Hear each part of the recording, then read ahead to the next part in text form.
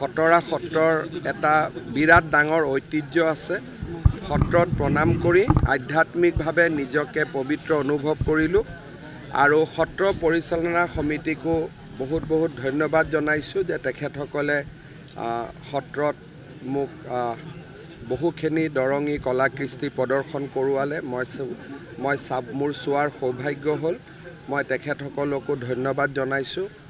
খটৰা সত্ৰৰ কেইবাটাও তেওঁলোকৰ অনুৰোধ আছিলে, বিশেষকৈ সত্ৰৰ পুৰণা মণিকূট আৰু যিটো আমাৰ সভাঘৰ বা নামঘৰ, তাক তেওঁলোকে নতুনকৈ বনাই দিয়াৰ বাবে চৰকাৰক আবেদন কৰিছিলে।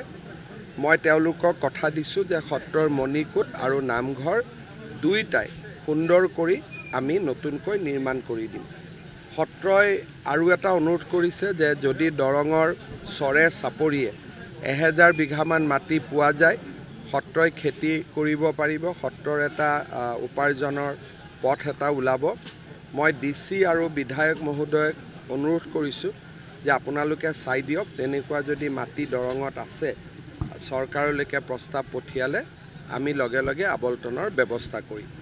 খটৰা সত্ৰৰ এটা বিৰাট ডাঙৰ ঐতিহ্য আছে। সত্ৰত প্ৰণাম কৰি আধ্যাত্মিকভাৱে নিজকে পবিত্ৰ অনুভৱ কৰিলোঁ আৰু সত্ৰ পৰিচালনা সমিতিকো বহুত ধন্যবাদ জনাইছোঁ যে তেখেতসকলে সত্ৰত মোক বহুখিনি দৰঙী কলাকৃষ্টি প্ৰদৰ্শন কৰোৱালে। মোৰ চোৱাৰ সৌভাগ্য হ'ল। মই তেখেতসকলকো ধন্যবাদ জনাইছোঁ। খটৰা সত্ৰৰ কেইবাটাও তেওঁলোকৰ অনুৰোধ আছিলে, বিশেষকৈ সত্ৰৰ পুৰণা মণিকূট আৰু যিটো আমাৰ সভাঘৰ বা নামঘৰ, তাক তেওঁলোকে নতুনকৈ বনাই দিয়াৰ বাবে চৰকাৰক আবেদন কৰিছিলে।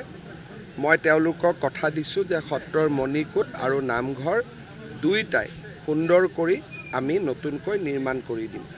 সত্ৰই আৰু এটা অনুৰোধ কৰিছে যে যদি দৰঙৰ চৰে চাপৰিয়ে 1000 বিঘামান মাটি পোৱা যায়, সত্ৰই খেতি কৰিব পাৰিব, সত্ৰৰ এটা উপাৰ্জনৰ পথ এটা ওলাব। মই DC আৰু বিধায়ক মহোদয়ক অনুৰোধ কৰিছোঁ যে আপোনালোকে চাই দিয়ক, তেনেকুৱা যদি মাটি দৰঙত আছে চৰকাৰলৈকে প্ৰস্তাৱ পঠিয়ালে আমি লগে লগে আবলটনৰ ব্যৱস্থা কৰিম।